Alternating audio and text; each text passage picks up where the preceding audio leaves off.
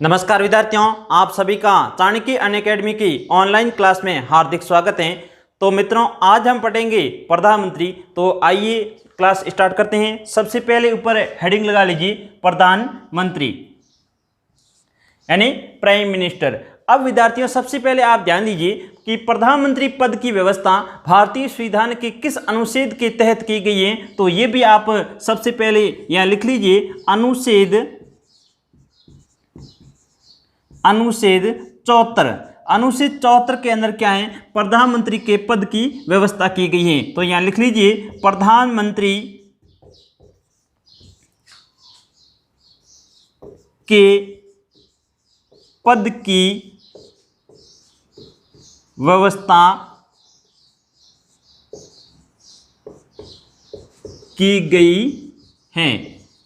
ठीक है, तो ये कई बार परीक्षा के अंदर प्रश्न पूछ लिया जाता है कि प्रधानमंत्री पद की व्यवस्था भारतीय संविधान के अनुच्छेद किसके तहत की गई है। तो 74 के तहत। ठीक है, तो ये विद्यार्थियों आपको विशेष रूप से ध्यान रखना है। अब यहाँ अगला पॉइंट आप लिख लीजिए, नियुक्ति यानी प्रधानमंत्री की नियुक्ति कौन करता है। तो विद्यार्थियों यहाँ ध्यान दीजिए, प्रधानमंत्री की नियुक्ति राष्ट्रपति करता है। कौन करता है? राष्ट्रपति।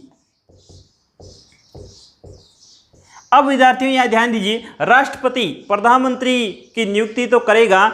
अब प्रधानमंत्री कौन होगा, ये विशेष रूप से ध्यान देना। राष्ट्रपति लोकसभा में बहुमत दल के नेता को प्रधानमंत्री पद पर नियुक्त करने के लिए बाध्य हैं। ये विद्यार्थियों आप विशेष रूप से ध्यान दीजिए, यानी लोकसभा में बहुमत दल के नेता होगा, उसको प्रधानमंत्री नियुक्त करने के लिए राष्ट्रपति बाध्य हैं। इस बात का विशेष रूप से ध्यान रखना है। अब अगला हम ध्यान दीजिए, प्रधानमंत्री की कार्य और शक्तियां और अधिकार पढ़ेंगे। तो आप हेडिंग लगा लीजिए, प्रधानमंत्री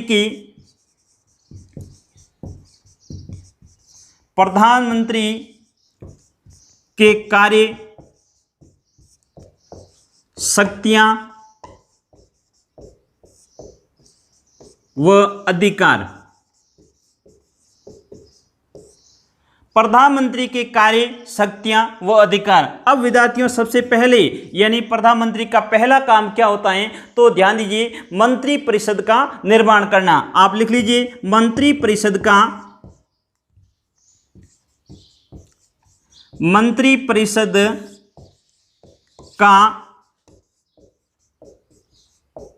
निर्माण करना। मंत्री परिषद का निर्माण करना ये प्रधानमंत्री का पहला काम होता है। यानी मंत्री परिषद के अंदर कितने मंत्री होंगे और कौन कौन मंत्री होगा, ये कौन निर्णय लेगा, ये प्रधानमंत्री निर्णय लेगा। ठीक है, तो प्रधानमंत्री का काम है मंत्री परिषद का निर्माण करना। अब दूसरा काम है मंत्रियों में विभागों का बंटवारा और परिवर्तन। आप लिख लीजिए, मंत्रियों में विभागों का बंटवारा व परिवर्तन। तो ध्यान दीजिए, मंत्रियों में विभागों का बंटवारा और परिवर्तन है। यानी ये प्रधानमंत्री का सविवेक से अधिकार है कि मंत्रियों के अंदर विभागों का बंटवारा करेगा और इनके अंदर परिवर्तन भी करने का अधिकार किसके पास है। तो आपको ध्यान देना है, प्रधानमंत्री के पास में ये पावर है। ठीक है, तो अगला पॉइंट आप लिख लीजिए, मंत्री परिषद का कार्य संचालन। तो आप तीसरा पॉइंट लिख लीजिए, मंत्री परिषद का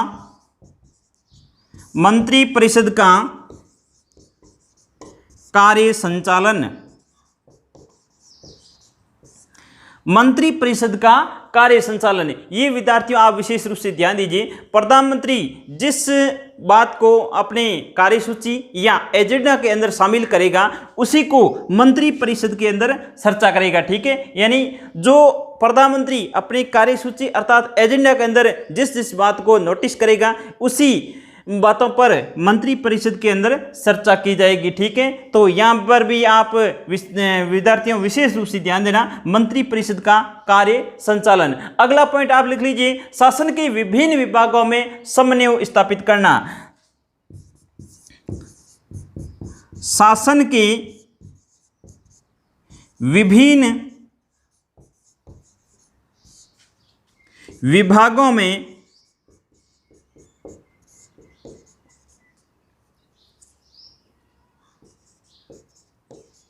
समन्वय।